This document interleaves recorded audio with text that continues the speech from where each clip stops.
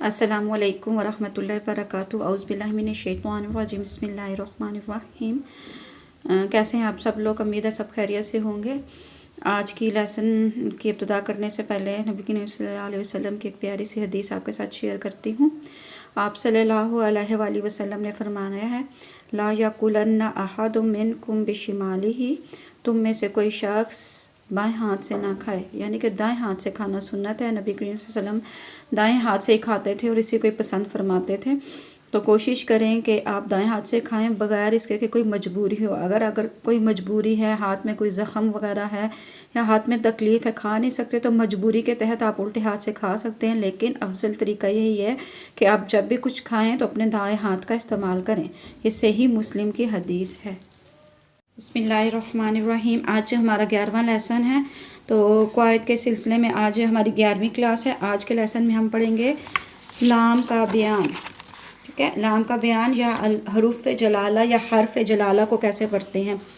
अल्लाह का जो लाम होता है ये दरमियान वाला, जैसे हम पढ़ते हैं अलिफ लाम अल्लाम खड़ी ज़बर ला, जिसके ऊपर तशदीद होती है, इसको अल्लाह का लाम कहते हैं और इसको हर्फ जलाला भी कहते हैं। इस हर्फ जलाला को पढ़ने के दो तरीके हैं।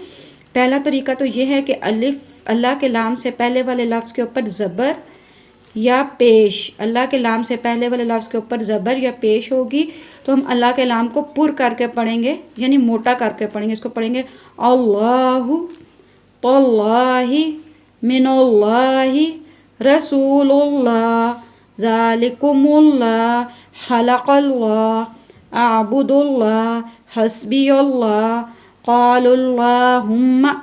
अल्लाहुम्मा में भी अल्लाह ही आता है, तो ये भी इसी क़वाइद में आएगा कि जब अल्लाहुम्मा से पहले वाले लफ्ज़ के ऊपर पेश या ज़बर होगी तो हम उसको पुर करके पढ़ेंगे। इसको पढ़ेंगे क़ालुल्लाहुम्मा सुब्हानकल्लाहुम्मा।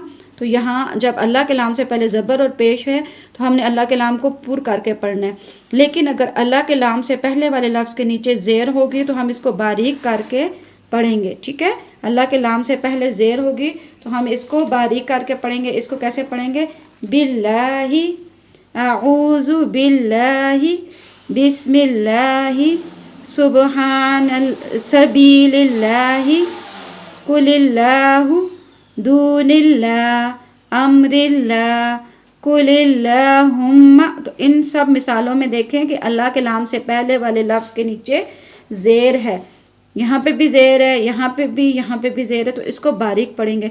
इसके अलावा यानी कि अल्लाह के लफ्ज़ के अलावा हर्फ जलाला के अलावा बाकी सब लाम जो होंगे बारीक पड़ जाएंगे, जैसे युदिल्लु हिल्लुन। अब इस लाम को हम पुर करके नहीं पढ़ेंगे, इस लाम को हम बारीक पढ़ेंगे।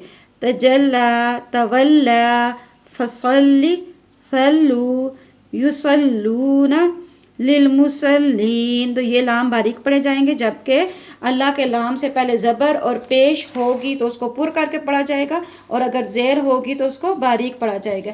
उम्मीद है आज के लेसन में आपको हर्फ जलालों को पढ़ने का तरीका आ गया होगा। फिर भी आपको कोई बात समझ नहीं आती तो आप मुझसे मैसेज पे कुछ भी पूछ सकते हैं। अस्सलामु अलैकुम वरहमतुल्लाह।